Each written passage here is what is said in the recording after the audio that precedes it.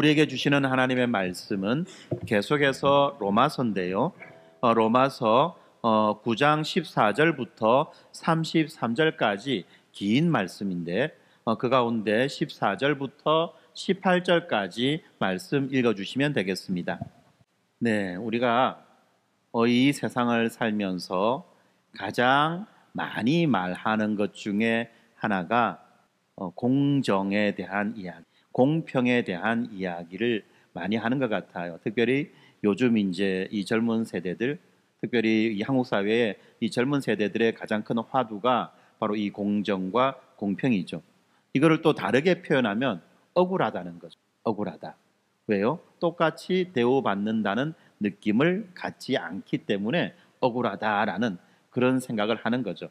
예를 들면 그런 겁니다. 어린아이가 이 자기보다 더 큰 아이스크림을 받는 형을 보면서 어떻게 하죠? 억울해요. 3살짜리 지원이가 20살, 18살짜리 우리 지영이, 그죠? 먹는 양이 같나요? 다르죠. 근데 밥그릇 크기는 똑같아야 돼. 그래야지 만족하지. 아니면 억울하다고 생각하는 거예요. 직장에서도 마찬가지입니다. 나보다 뺀질거리는 그런 동료가 이 더 많은 연봉을 받는 것처럼 여겨질 때 그때 억울하다라는 생각이 들죠.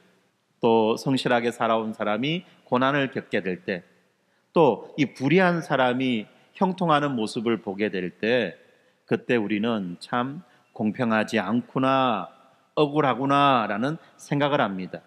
우리는요, 이 정의가 실현되고 또 노력한 만큼 보상을 받게 되고 또 모든 것이 이치에 맞게 돌아가는 그런 세상을 간절히 원하고 추구합니다. 그래서 어떤 정치인은 우리들에게 이 공평한 세상, 이 공정한 세상을 만들어 주겠다는 그런 정치 구호를 가지고 대통령이 되기도 했던 거죠. 그런데 오늘 우리에게 주시는 이 성경 말씀은 바로 이러한 우리들의 공평함, 공정함에 대한 이 본능적인 감각을 뒤흔드는, 어떻게 보면 우리를 가장 불편하게 만드는 그런 질문을 하고 있습니다. 바울은요, 이 로마서 전반부, 지금까지 우리가 살펴보았던 1장부터 8장까지 뭐라고 말하느냐면 유대인이나 이방인이나 할 것 없이 모든 인간이 죄인이다. 심각한 죄인이다. 망할 수밖에 없는 죄인이다라고 그렇게 말했어요. 그때에 이 죄인으로부터 벗어날 수 있는, 또 망하지 않을 수 있는 유일한 방식이 바로 예수 그리스도를 믿는 믿음을 통해서만 가능하다라고 하는 이 복음의 진리를 선포했습니다. 이렇게 될 때 사람들은 질문하는 거죠. 뭘 질문합니까?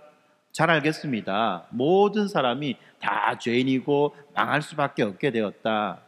그리고 예수를 믿어야지만이 구원받게 되었다 하는 그 말을 알겠습니다. 그런데 질문이 있는데요.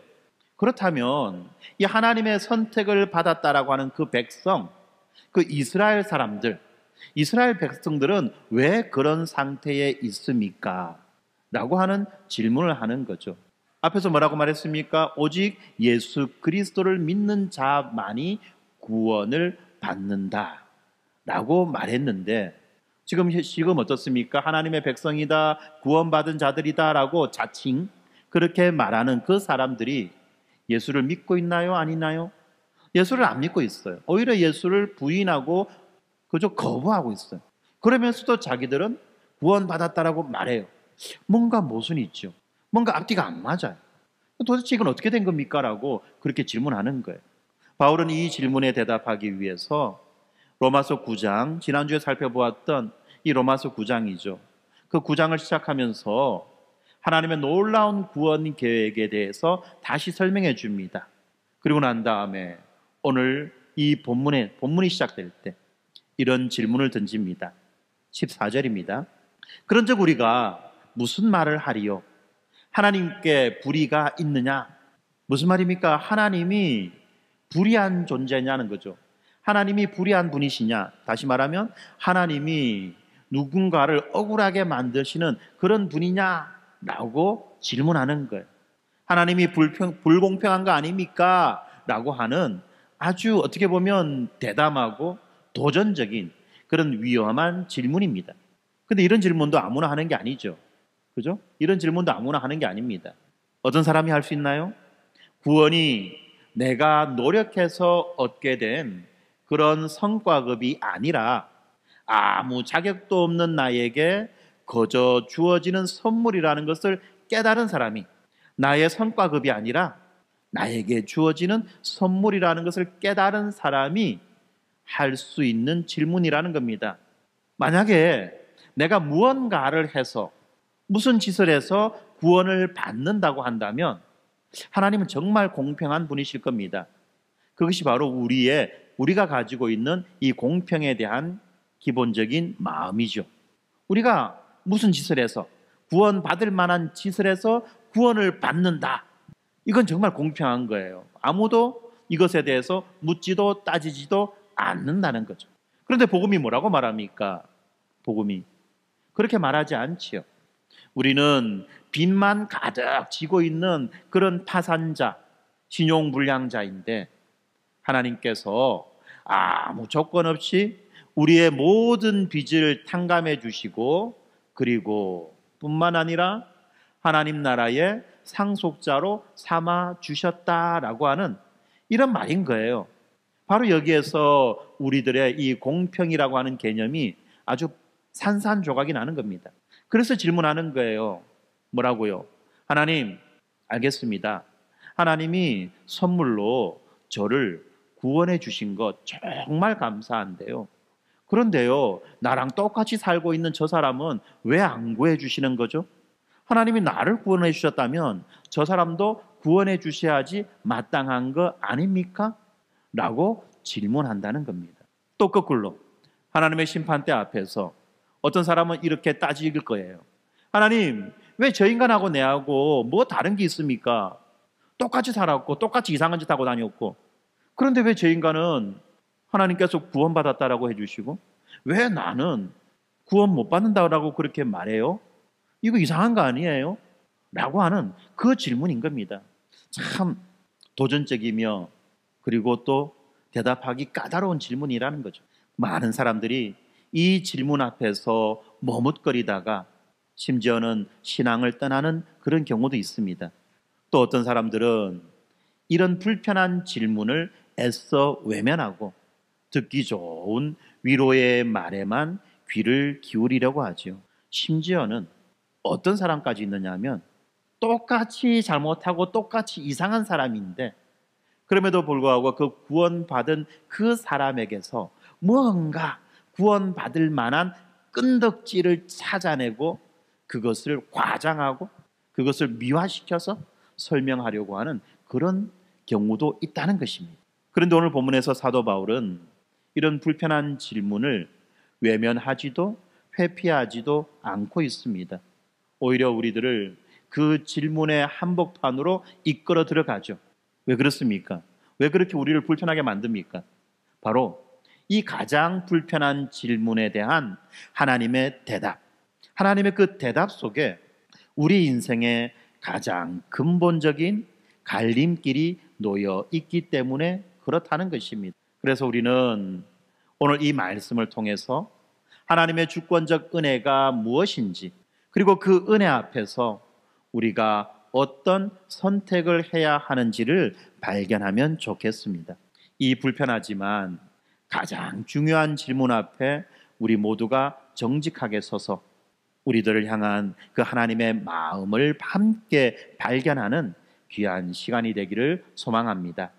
먼저 오늘 우리가 보는 이 본문은 하나님께 불의가 있느냐라는 우리들의 도발적인 질문, 하나님이 불의한 분 아닙니까? 라고 하는 이 질문에 사도 바울은 이렇게 대답합니다. 14절 하반절이죠. 그럴 수 없느니라. 그럴 수 없느니라. 이 말의 정도가 어느 정도냐면 원문으로 보면요, 이런 겁니다. 죄송합니다. 약간 유식한 말씀입니다. 메 게노이토.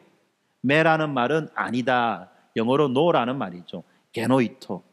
분명하고 확실하게 아니다는 건데 어떤 주장을 가장 강력하게 부인할 때 사용하는 이 바울의 관용구입니다. 무슨 말입니까? 그런 일은 있을 수가 없다. 내 눈에 흙 들어가기까지 그 꼬라지 못 본다. 하늘이 두 쪽이 나도 결코 생길 수 없는 일이다 라는 의미라는 겁니다. 여기서 바울은요, 어떤 논리나 어떤 철학적인 개념을 가지고 이 질문에 대해서 이렇게 대답하고 설명하는 것이 아니라 하나님께서 직접 자신에게 대해서 하신 말씀, 하나님의 계시죠. 하나님의 그 자기 계시를 근거로 설명을 풀어가고 있습니다. 15절입니다. 모세에게 이르시되 내가 긍휼히 여길 자를 긍휼히 여기고 불쌍히 여길 자를 불쌍히 여기리라 하셨으니 라고 말하고 있는데, 이 15절 말씀은요, 이 출애굽기 33장 19절을 인용하는 말씀입니다. 출애굽기 33장, 이 33장에 어떤 사건이 발생했는지 여러분들 지난주 수요일 날 아마 우리가 말씀을 들으면서 생각해 보았을 겁니다. 이스라엘 백성들이 금송아지 우상을 만들어서 우상 숭배를 하는 큰 죄를 범할 때 모세가 진노했죠. 분노했습니다. 그래서 하나님으로부터 받아서 시내산에서부터 가지고 내려오는 그 십계명 돌판을 깨트려 버리고 이스라엘 백성들을 아주 무섭게 나무랍니다. 그리고 이스라엘 백성들은 회개하지요. 그런데 하나님 어떻게 합니까? 마음이 상했어요. 마음이 너무 상했어요. 그래서 하나님이 뭐라고 말씀하시죠? 내가 너희들을 약속의 땅, 젖과 꿀이 흐르는 땅으로 데리고 가려고 애굽에서부터 지금까지 너희들을 데리고 나왔는데 이제부터는 나는 너희들을 도저히 볼 수가 없어. 보기 싫어. 너희들도 앞으로 이런 짓 하면 내가 너희들을 가만히 둘 수 없는데 그 결과만 생각해도 너무 끔찍하고 너무 무서워. 그러니까 지금부터 앞으로는 너희들끼리 그 땅으로 가라 라고 말씀하시는 거죠. 그러니까 어떡합니까? 모세가 하나님 바짓가랑이는 아니겠죠. 하나님 앞에서 막 그냥 간절히 막 그렇게 애원합니다. 하나님, 그럴 수 없습니다. 하나님이 우리랑 같이 가지 않으시면 우리가 그게 간들 무슨 의미가 있겠습니까? 누가 우리를 보호하고 누가 우리를 지켜주겠습니까? 하나님이 없는 인생 아무 의미 없습니다 라고 그렇게 강구합니다. 그러니까 하나님이 알겠다, 그러면 내가 너랑 같이 갔구마 라고 말씀하시는데, 근데 모세는 약간 마음이 불안한 거예요. 앞으로 어떤 사건들이 계속해서 발생할 건지 눈에 불 보듯이, 아니죠, 불 보듯이 뻔히 보인다는 겁니다. 그러면 그때마다 어떤 일이 생길지 안다는 거죠. 그래서 모세는 아예 그냥 하나님의 그 약속을 아예 그냥 확고하게 도장을 찍으려고 말합니다. 하나님 지금 그렇게 가신다고 말씀했지만 나중에 혹시라도 하나님 마음 변하면 어쩝니까? 좀 뭔가 분명한 증거, 이거를 보여줘야 되지 않겠습니까? 라고 그렇게 하나님께 말씀을 드립니다. 그러니까 하나님이 뭐라고 말씀하시느냐? 알겠다, 네가 확실한 증거를 원하니까 그러면 내가 나의 영광을 너에게 보여주겠다 라고 말씀하세요. 바로 그 장면입니다. 바로 그 장면. 하나님께서 자신의 영광을 보여주시며 하시는 말씀이 바로 조금 전에 보았던 그 말씀입니다. 무슨 말입니까? 하나님의 가장 본질적인 영광, 이것은 하나님께서 원하시는 자에게 긍휼과 자비를 베푸시는 절대적인 자유, 조금 어려운 말로 주권적 은혜에 있다라고 말하는 겁니다. 누구에게 긍휼을 베풀 것이냐, 누구에게 긍휼을 베풀지 않을 것이냐, 이거는 누구의 권리라는 것입니까? 절대적인 하나님의 권리, 하나님의 주권이다라고 말씀하죠. 근데 여기에서 이 긍휼이라는 이 말, 이거는요 단순히 어떻게 불쌍하게 여기는 어떤 연민의 감정이 아니에요. 비참한 상태에 빠져서 스스로를 구원할 능력이 없는 자에게 베푸시는 하나님의 적극적이고 언약적인 사랑, 이것을 긍휼이라고 성경은 표현합니다. 뭐라고요? 비참한 상태에 빠져서 스스로를 구원할 능력이 없는 자, 무능하고 무지하고 그냥 말로 그냥 망한 자, 폭망한 자, 그런 자들에게 베푸시는 하나님의 적극적인 사랑, 언약적인 사랑, 이것을 긍휼이라고 말한다는 것입니다. 그렇지 않습니까? 이 세상 모든 사람은 죄로 인해서 하나님 앞에서 영적인 파산자요, 사형 선고를 받은 그런 죄인과 같습니다.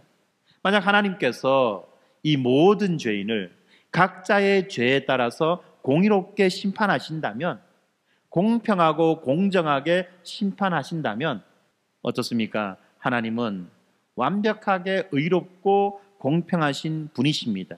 그렇지 않습니까? 그것이 바로 정의입니다. 정의입니다. 그런데 만약 하나님께서 그 죄인들 중에서 몇몇 사람에게 특별한 자비를 베풀어 주셨어요. 긍휼을 베풀어 주셔서 그 사람을 살린다 한다면 그것은 불이라고 말할 수 있을까요? 아닐까요? 흔한 예를 들면 이렇습니다. 한국에 수많은 범죄자들이 있어요. 한국의 법은 참 희한해가지고 수많은 사람들을 다 범죄자로 만듭니다. 그래서 우리도 이렇게 혹시라도 정말 신상조에 엄밀하게 따져보면 어떻습니까? 과속 신호 위반, 그죠? 주정차 위반이라고 하는 이런 딱지 받은 기록들이 다 나와요.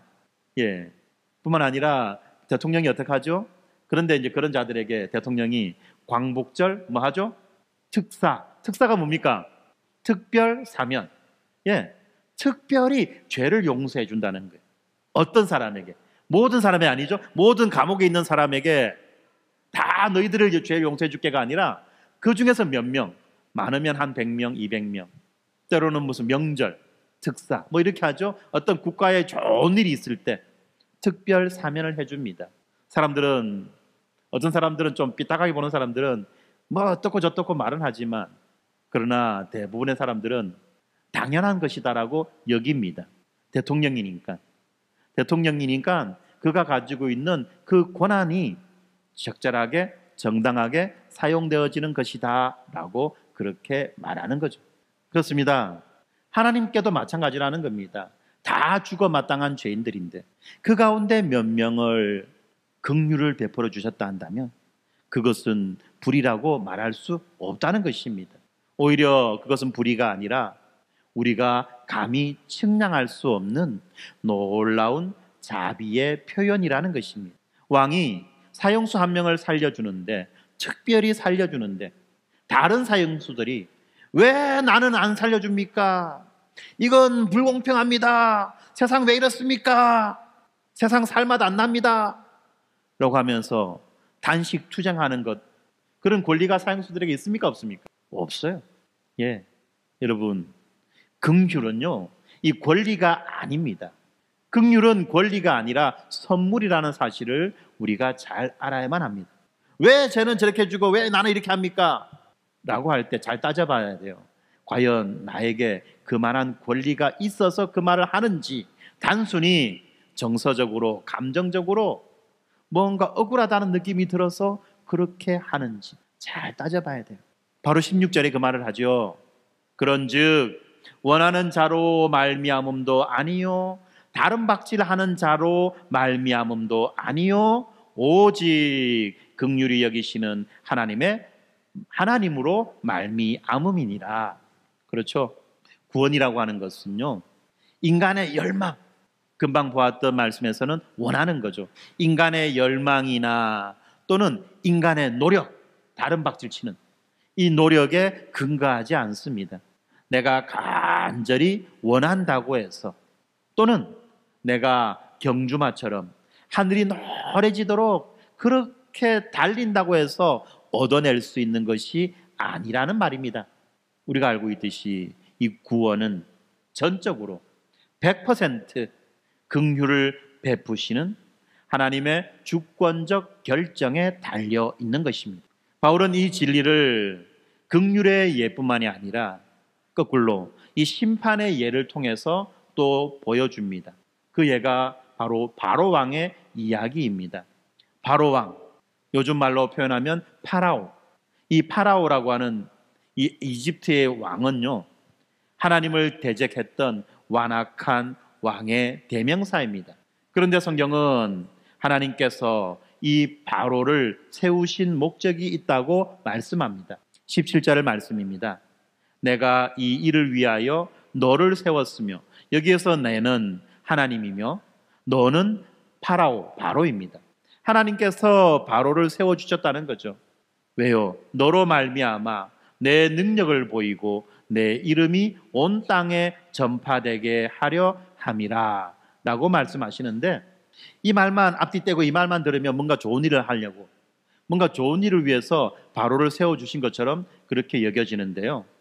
이 말씀이 이 출애굽기 9장 16절에 나오는 말씀인데, 이 출애굽기 9장 16절은요, 이 애굽에 내렸던 10가지 재앙 가운데 7번째 재앙인 이 큰 우박의 재앙을 바로와 바로의 신하와 온 백성들에게 내리실 것을 경고하면서 하신 말씀이었습니다. 그런데 여기에서 어떤 이들은 또 이렇게 말합니다. 만약에 하나님께서 이 바로의 마음을 완악하게 하셨다고 한다면 그거는 하나님께서 하신 것이지 바로에게는 책임 없는 거 아니야? 바로만 괜히 이상하게 된 거잖아 라고 말한다는 겁니다. 그런데 우리가 이 출애굽기 성경을 자세히 읽어보면 성경은요, 하나님께서 그의 마음을 완악하게 하셨다라고도 기록합니다. 이것은 하나님의 주권에 대한 이야기죠. 예를 들면 이런 겁니다. 출애굽기 9장 12절. 그러나 여호와께서 바로의 마음을 완악하게 하셨으므로 그들의 말을 듣지 아니하였으니 여호와께서 모세에게 말씀하심과 같더라 라고 표현되어 있습니다.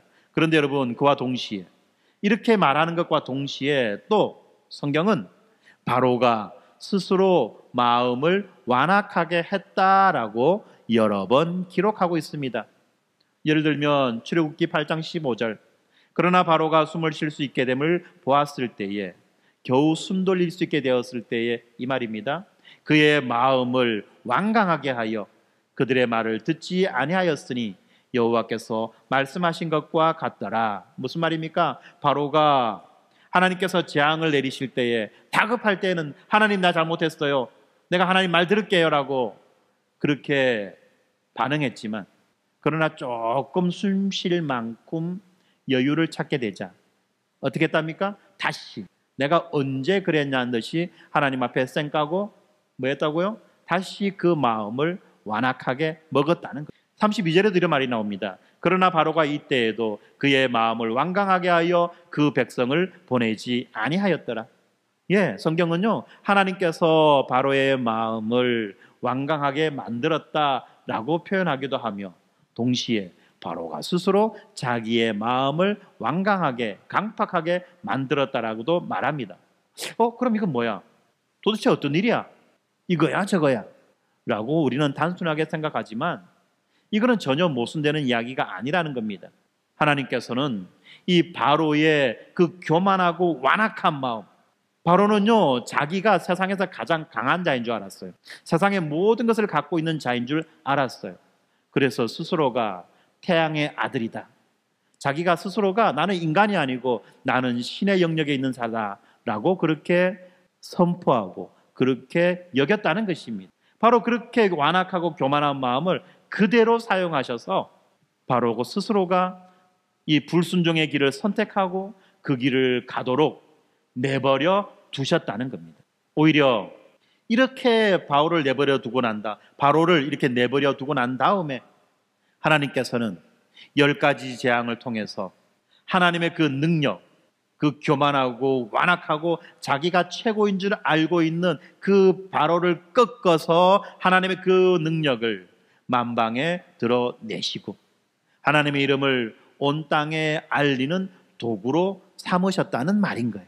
사랑하는 성도 여러분, 하나님께서 주권적으로 결정하셨다는 이 사실은 우리의 구원이 얼마나 안전한 반석 위에 서 있는지를 알려주는 것입니다. 하나님께서 주권적으로 결정하셨기 때문에 그 결정은 반드시 이루어지는 겁니다. 우리의 꿈이 반드시 이루어지는 것이 아니라 하나님의 그 결정하심이 반드시 이루어진다는 말입니다. 우리의 구원은 우리의 변덕스러운 감정이나 우리들의 그 유한한 노력에 달려있지 않습니다. 우리의 구원이 나의 원함이나 또는 나의 다른 박질에 달려있다면 우리는 얼마나 불안하겠습니까? 기분은 바람 부는 대로 달라지죠. 그렇지 않습니까? 괜히 뜬금없이 아침에 일어났는데 기분이 나쁩니다. 괜히 마음이 슬픕니다. 뜬금없이 막 그렇지 않습니까? 제가 순간 어떤 농담이 생각났는데 하면 안 될 것 같아서 한 달에 한 번씩 남자들이 이상한 짓 하면 지금 뭐하노? 그죠? 괜히 남자들이 드라마 보다가 눈물 찔찔 흘리고 있으면 뭐라고 말합니까? 갱년기 왔네. 감동받았네가 아니라 갱년기 왔네. 그러지 않습니까? 예. 우리의 감정에 달린 게 아니라는 겁니다. 우리의 노력에 달린 것도 아니에요. 우리가 어떻습니까? 모든 학생들 중학교에서 고등학교 올라가면 어떤 결심합니까? 내가 중학교 때까지는 열심히 놀았으니까 이제 고등학교 올라와서는 한번 열심히 해볼 거야. 이전과는 다른 나를 보여줄 거야. 라고 하지만 어떻죠? 아니라는 겁니다. 그래서 공통적인 것, 제 이야기입니다. 남들의 이야기가 아니라 공통적인 것. 고등학교 입학할 때는 서울대학 껌인 줄 알아요. 고등학교 1학년 때는 서울대학은 껌인 줄 압니다. 그러다가 고2쯤 올라가면은 그래 서울대학은 못 가도 그래도 뭐 스카이 연고대는 좀 안 가겠나 노력하면 이렇게 한다는 거죠. 예. 근데 마지막 원서 쓸 때 보면 어떻죠? 대학은 많고 갈 데는 없구나. 이런 이제 한탄을 하게 된다는 겁니다. 이게 우리의 노력의 유한함입니다. 그렇기 때문에 이 영원히 변치 않으시는 전능하신 하나님의 주권적 결정, 그 긍휼히 여겨주심에 우리의 구원이 달려있다는 이 말씀, 이것이야말로 하나님 앞에서 끊임없이 자신의 가치를 증명하려고 애쓰며 이 종교적인 행위에 지쳐있는 그 영혼들에게 참된 자유와 안식을 주는 복음인 줄을 믿습니다. 하나님의 구원이 인간의 노력이 아니라 하나님의 그 주권적인 은혜에 달려있다는 그 사실이 역사 속에서 실제로 어떻게 나타나고 있습니까? 바울은 이제 한편의 드라마와 가도 같은 이 충격적인 사실을 펼쳐 보여줍니다. 마치 이 올림픽 그 마라톤 경기에서 평생 훈련에 매진했던 그 우승 후보를 실격 처리시키고 대신에 경기장에 구경 나왔던 사람에게 우승의 금메달을 목에 걸어주는 것과 같은 그런 믿을 수 없는 그런 말도 안 되는 놀라운 장면이 오늘 본문 속에 펼쳐지고 있습니다. 한번 생각해 보세요, 여러분. 42.195km 짧은 거리 아니죠, 그죠? 짧은 거리가 아닙니다. 42.195km 100리가 넘는 길이에요. 100리가 넘는 그 길을 숨을 헐떡거리면서 하늘이 빙빙 돌 정도로 그렇게 달려왔는데, 그리고 자기가 1등 했다라고 그렇게 여기고 스스로 기뻐하는데 결과는 너 아니? 너 아니야? 그리고 난 다음에 그 우승 금메달을 누구에게 걸어준다고요? 옆에서 구경하고 있던 구경꾼에게 걸어준다면 여러분 어떤 일이 나겠습니까? 모든 뉴스에 세상에 이런 일이 돌았네 이라면서 안 나오겠습니까? 그것도 올림픽에서 그런 일이 생겼다면 아마 세상이 발칵 뒤집어질 거예요. 그런데 그런 일이 지금 실제로 발생했다는 겁니다. 쭉 본문을 건너뛰어서 30절, 31절을 봅시다. 그런즉 우리가 무슨 말을 하리요? 의를 따르지 아니한 이방인들이 의를 얻었으니 곧 믿음에서 난 의요. 의의 법을 따라간 이스라엘은 율법에 이르지 못하였으니라고 말씀합니다. 이것 아닙니까? 이거는 말할 수 없는 정말 말도 안 되는 역전이라는 겁니다. 하나님을 알지도 못했고 의롭게 살려고 노력조차 하지 않았던 이방인들은 하나님의 의를 얻었습니다. 여기서 말하는 이 의가 무엇입니까? 단지 도덕적이고 윤리적으로 올바르다라고 하는 그런 게 아니죠. 하나님 앞에서 옳다고 인정받는 법정적인 신분, 하나님과의 올바른 관계를 의미합니다. 그런데 여러분, 누가 이 신분을 얻었다고요? 누가요? 그냥 옆에서 구경하고 있던 구경꾼이요. 쇠가 빠지게 달렸던 그 선수가 아니라 옆에서 구경하고 있던 그 구경꾼, 이방인이 이 의를 얻었다고 말하는 거예요. 그런데 누구보다도 율법을 소중히 여기고 평생 그 율법을 지켜서 의에 이르려고 애썼던 이스라엘은 실패했다고 말합니다. 안 된다고 말합니다. 어떻게 이런 일이 일어날 수 있었을까요? 바울은 그 이유를 명확하게 진단해 줍니다. 그것은 바로 이스라엘은 의에 이르는 길을 잘못 선택했던 것입니다. 그들은 이 의에 이르기 위하여 어떤 길을 달렸습니까? 행위의 길을 달렸습니다. 32절 말씀입니다. 이는 그들이 믿음을 의지하지 않고 행위를 의지함이라. 무슨 말이죠? 마라톤 경기에서 출발선에서 출발을 했는데 이 선수가 어떤 길을 갔다는 겁니까? 달려야 될 정해질 코스를 달린 게 아니라 어떤 길 갔다고요? 다른 길을 갔다는 겁니다. 잘못된 길을 갔다는 거예요. 그래서 자기는 평생 노력하고 애쓰고 그렇게 헐떡거리면서 달려와서 마침내 나 1등이라고 생각했는데 결승선에서 하나님이 응? 너 아니야? 라고 대답하신다는 겁니다. 우리말에는 뭐로 가도 서울로 가면 된다. 아무렇게나 가도 된다. 어쨌든 간다. 라고 말하는데 성경은 아니라고 말합니다. 아무 길이나 길이라고 다 가서는 안 된다는 겁니다. 그렇습니다. 그들의 문제는 그들이 의를 추구하지 않은 것이 아닙니다. 무슨 말입니까? 아는 것이 아닙니다. 뭐죠? 깁니다. 그들은 의를 추구했습니다. 그들은 누구보다도 뜨겁게 이 의를 추구했습니다. 그런데 문제는 그 의를 얻는 방식에 있었다는 겁니다. 그들은 하나님이 주신 율법을 자신들의 죄를 깨닫게 하고 구원자에게로 인도하는 거울로서, 몽학 선생으로서 사용하지 않았다는 것입니다. 그 대신에 그들은 이 율법을 하나님께 도달하기 위해서 스스로 올라가야 되는 그 사다리로 여겼던 것입니다. 그래서 그들은 이렇게 말하는 거죠. 내가 이렇게 율법을 잘 지켰습니다. 내가 이렇게 열심히 제사를 드렸습니다. 예배를 드렸습니다. 내가 이렇게 깨끗하게 살았습니다. 그러니 하나님 나에게 복을 주시고 하나님 나에게 의를 주셔야지 마땅하지 않겠습니까? 하나님은 의로우신 분이라면서요. 이런 식으로 자신의 행위를 근거로 하나님께 청구서를 제출하는 그 시도가 바로 행위의 길이라는 것입니다.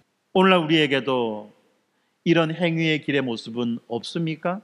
주일 성수를 하고 11조를 하고 교회 봉사를 하고 착하게 살려고 노력하는 것들, 이런 행위를 통해서 하나님의 사랑과 복과 구원을 얻으려 하는 그 마음, 내가 이 정도 하면 하나님 나 사랑해 주시겠지?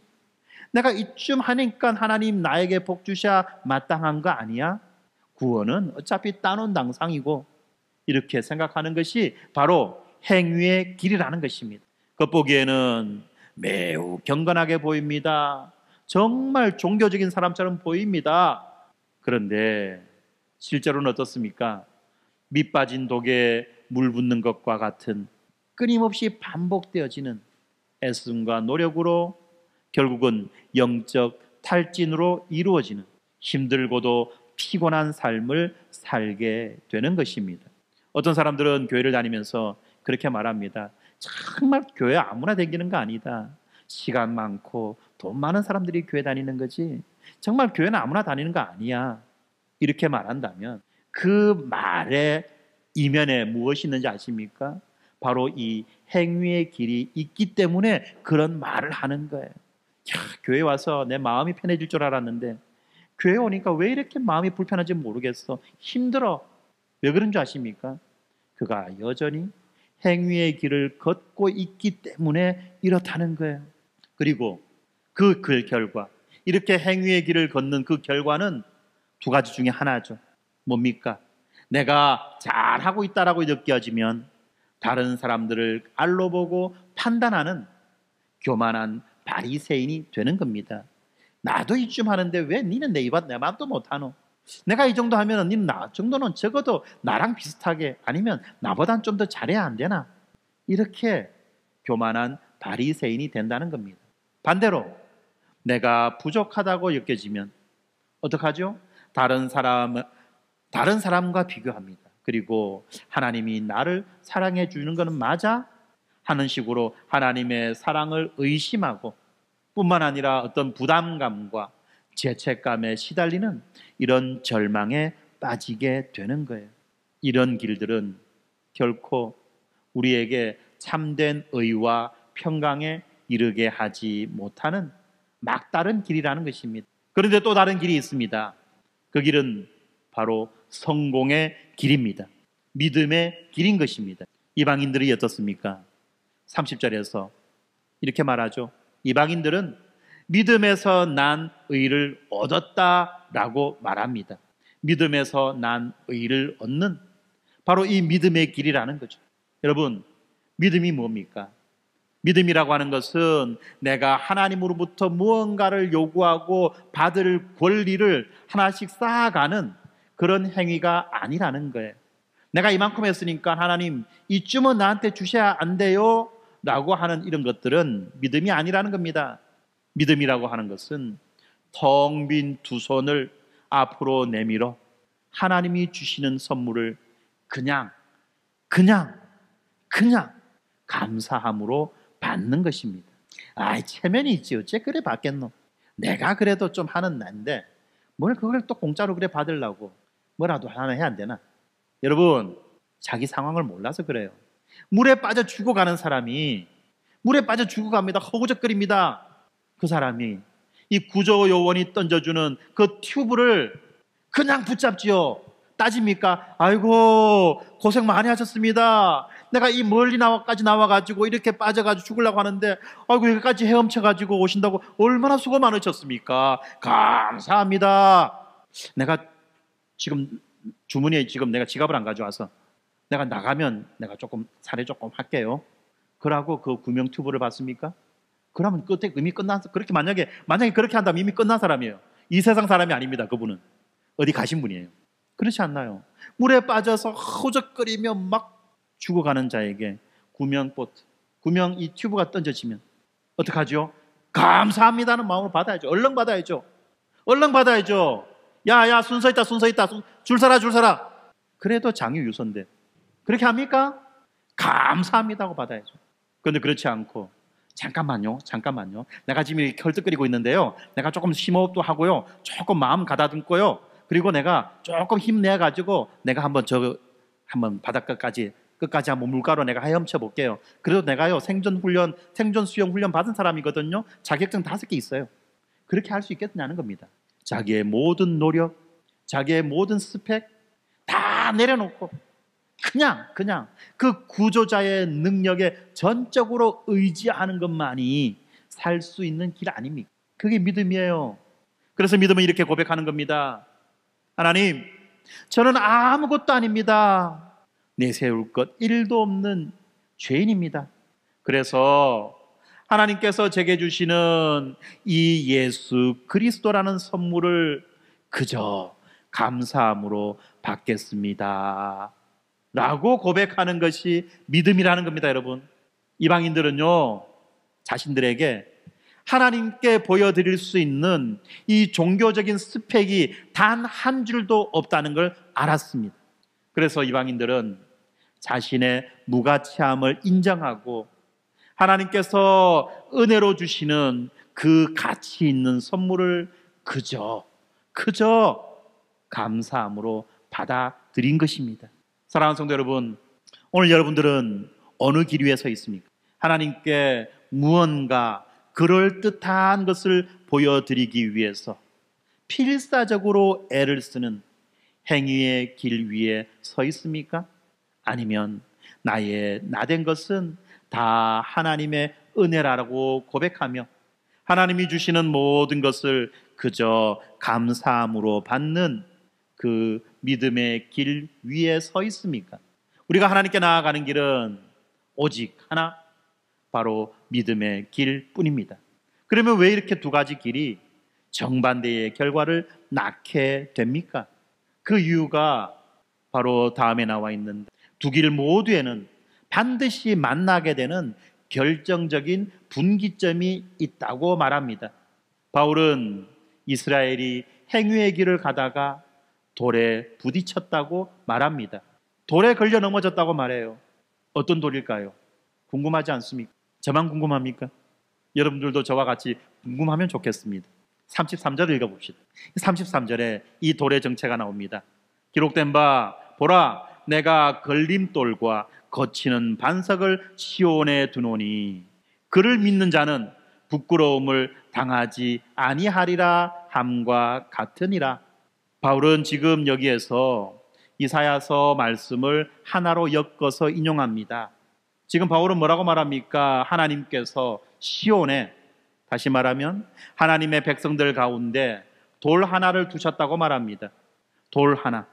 그런데 이 돌이요, 어떤 사람에게는 그 사람이 걸려 넘어지고 앞으로 나가지 못하도록 막는 걸림돌이 되었고요, 또 어떤 사람에게는 인생의 모든 것을 굳건하게 세워주는 바로 기초의 반석이 되었다고 그렇게 말합니다. 그리고 신약 성경 전체에서는 이 돌이 바로 예수 그리스도라고 증언하고 있습니다. 베드로전서 2장 6절 8절에 보면 성경에 기록되었을 때 보라, 내가 택한 보배로운 모퉁이 돌을 시온에 두노니 그를 믿는 자는 부끄러움을 당하지 아니하리라 하였으니 라고 말씀하죠. 그러니까 우리가 어떤 내용을 알 수 있습니까? 33절에서 말하고 있는 걸림돌과 거치는 반석을 시온에 두었을 뿐만 아니라 하나님께서 보배로운 모퉁이 돌을 시온에 두셔서 그를 믿는 자는 부끄러움을 당하지 않는다고 말하는 거죠. 두 종류의 돌이 아닙니다. 돌은 하나예요. 그런데 그 한 돌이 누구에게는 걸림돌이 되고 누구에게는 보배로운 모퉁이 돌이 되는 것입니다. 왜? 똑같은 예수 그리스도가 어떤 이에게는 걸림돌이 됩니까? 그리고 어떤 이에게는 이 기초돌이 되는 겁니까? 먼저 행위의 길을 가는 사람들에게 예수님은 걸림돌이 되십니다. 스스로의 힘으로 의롭게 되려는 사람, 자신의 종교적 열심과 선행을 자랑하는 사람에게 예수님은 그 자체로 모욕거리가 되고 거치는 것이 되는 것입니다. 왜요? 예수의 십자가는 이렇게 선포하고 있습니다. 네가 쌓아온 모든 노력은 하나님 앞에서 아무것도 아니다. 너는 스스로를 구원할 수 없다. 마치 이런 말을 들으면 어떻습니까? 자기의 인생이 부정당하는 듯한 느낌이 들지 않겠습니까? 내가 어떻게 평생 살아왔는데, 내가 어떻게 이 나이까지 살아왔는데 어떻게 그렇게 말할 수 있어요? 너무한 거 아닙니까 이거? 그런 거에 예수님이 이렇게 말씀하십니다. 너의 의가 아니라 오직 나의 의를 덧입어야만이 너는 살 수 있게 된다. 예, 인간의 교만과 자기 의를 정면으로 무너뜨리는 선언입니다. 그러니까 어떻죠? 자기 인생이 부정당하는 느낌이 든다는 겁니다. 그래서 자기 의로 가득 찬 사람들은 이 예수님이라고 하는 돌에 정면으로 부딪혀서 넘어지고 말게 되는 거죠. 그들은 자신을 구원하러 오신 구원자를 거부하고 자신을 넘어뜨리는 걸림돌로 여기게 된다는 말인 것입니다. 나를 무시하는 예수님, 나 안 믿어. 필요 없어. 세상에서 나를 얼마나 인정해 주는데, 나를 환영해 주고 인정해 주는 것이 얼마나 많은데, 꼭 교회만 가면 무시당하는 느낌 들고, 꼭 교회만 가면 내 인생 부정당하는 느낌이 들어. 내가 그게 왜 가? 라는 식의 걸림돌이 된다는 것입니다. 그런데 그와 반대로 믿음의 길을 가는 사람들에게 예수님은 기초돌이 되십니다. 자신의 무력함을 인정하는 사람, 하나님, 저는 죄인입니다. 저에게는 아무런 소망이 없습니다. 이렇게 고백하며 두 손 들고 나오는 사람에게 바로 예수님은 인생 전체를 안전하게 세워줄 수 있는 유일하고 영원한 반석이 되어 주시는 것입니다. 나의 구원이 나의 선행이나 나의 노력이 아니라 이 흔들리지 않는 반석이신 예수 그리스도의 위에 세워져 있다는 이 사실을 알게 될 때 우리는 세상이 줄 수 없는 참된 평안과 안식을 누리게 되는 것입니다. 그리고 이 기초돌 위에 자기의 삶을 세운 모든 사람들에게 주시는 놀라운 약속이 있습니다. 33절 뒷부분을 봅시다. 그를 믿는 자에게는 부끄러움을 당하지 아니하리라. 여기에서 부끄러움을 당하지 않는다는 이 말씀은요, 마지막 심판 날에 하나님 앞에서 너는 의롭다라고 하는 이 최종 판결을 받고 영원한 생명을 얻게 될 것이라고 하는 궁극적인 보증이라는 것입니다. 부끄러움을 당하지 않는다는 말은 반드시 너를 구원해 줄 것이다 라고 하는 확실한 보증이라는 거예요. 이 약속은요, 유대인이나 이방인이나 부자나 가난한 자나 똑똑한 자나 미련한 자나 차별하지 않습니다.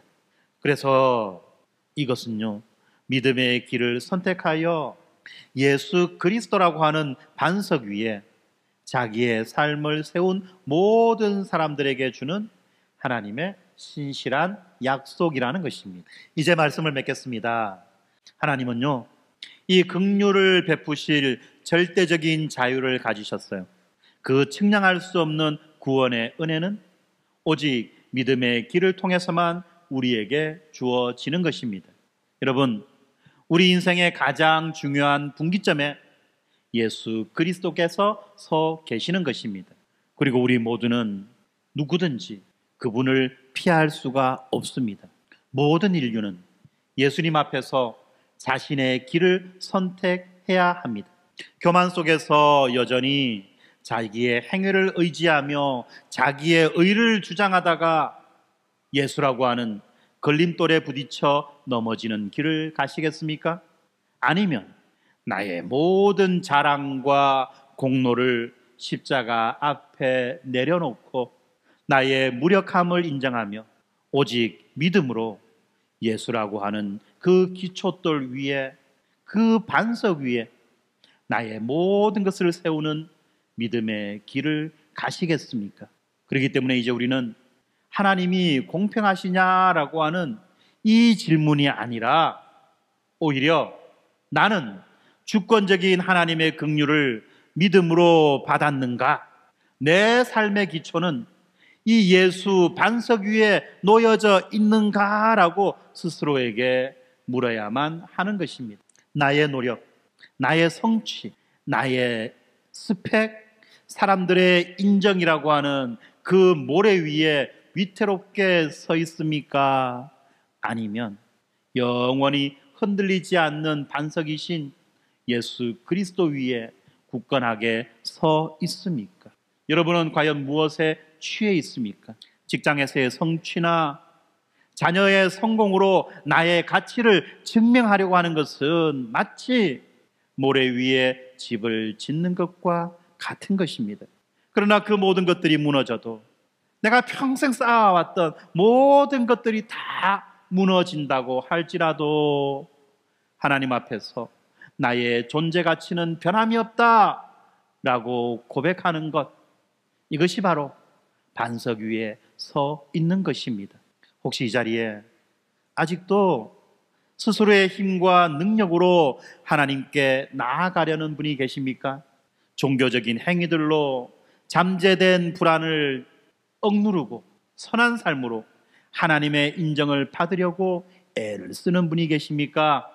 오늘 그 모든 수고의 짐을 내려놓으십시오. 그리고 빈손으로 겸손한 마음으로 주님께 나아오십시오. 주님께서는 여러분의 모든 죄를 용서하시고 여러분을 의롭다고 칭해 주시며 여러분의 인생을 가장 안전한 반석 위에 굳게 세워 주실 것입니다. 그리고 이미 예수 그리스도라는 이 반석 위에 서 계신 성도 여러분, 우리의 구원이 얼마나 놀라운 은혜이며 얼마나 안전한 반석 위에 서 있는지를 다시 한번 기억하며 감사합시다. 이 진리 안에서 참된 자유와 담대함을 누리며 힘있게 살아갑시다. 우리를 결코 부끄럽게 하지 않으실 그 신실한 약속을 붙들고 오늘도 믿음으로 승리하는 저와 여러분이 되시기를 주님의 이름으로 축원합니다. 아멘. 기도하겠습니다. 자비와 권능의 하나님 아버지, 이 시간 십자가 앞에 우리의 모든 자랑과 의로움을 내려놓습니다. 하나님의 긍휼히 여겨주심과 그 절대적인 주권이 아니었다면 우리는 결코 생명을 얻을 수도 그 부르심에 응답할 수 없는 자들이었습니다. 우리의 혈통이나 우리의 행위나 우리의 노력이나 우리의 스펙이 아니라 오직 하나님께서 먼저 손 내밀어 선택해 주셨기에 오늘 우리가 이 자리에 있음을 찬양합니다. 이스라엘의 남은 자에게 베푸신 신실하신 그 약속처럼 오늘도 우리 각자의 마음과 가정과 교회 위에 긍휼을 베풀어 주시고 우리의 완악함과 완고함을 풀어 주님의 은혜 앞에 무릎 꿇게 하여 주시옵소서. 이방인의 믿음조차 품으시고 구원의 문을 활짝 여신 하나님, 아직도 말씀 밖에 있는 이들, 낙심 가운데 주저앉은 형제 자매를 주님의 자비로 불러주셔서 그들로 하여금 믿음으로 반응하게 해 주시옵소서. 오직 주님의 은혜만이 우리를 살리고 일으키고 생명의 길을 열어주셨음에 감사드립니다.